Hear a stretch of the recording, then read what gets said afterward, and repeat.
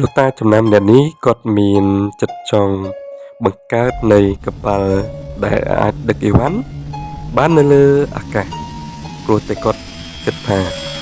យន្តហោះឬក៏កប៉ាល់អាចដឹកអីវ៉ាន់បានត្រឹមតែនៅលើទឹកយន្តហោះអាចដឹកអីវ៉ាន់បានតែនៅលើអាកាសជាងពេលខ្លះ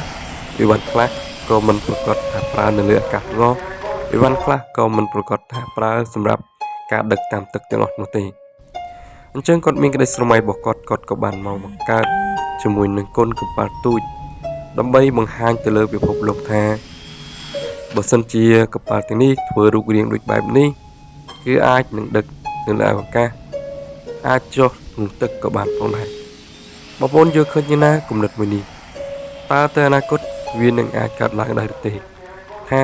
រូបរាងកប៉ាល់នេះនឹងកើតឡើងនៅក្នុងអនាគតទៅខាងមុខចុងក្រោយក៏សូមអរគុណទៅដល់ពុកម៉ែបងប្អូនដែលបានទស្សនានៅវីដេអូមួយនេះបើចូលចិត្តវីដេអូរបស់ខ្ញុំសូមកុំភ្លេចជួយចុច Follow ឬ Subscribe ឬ Share ម្នាក់មួយដើម្បីទទួលបានវីដេអូថ្មីហើយសម្រាប់ពុកម៉ែដែលបងប្អូនដែលចង់ទំនាក់ទំនងនឹងការផ្សព្វផ្សាយពាណិជ្ជកម្មគឺអាចទំនាក់ទំនងខ្ញុំបានទៅតាមលេខទូរស័ព្ទនិង link ខាងក្រោមនេះបាទសូមអរគុណ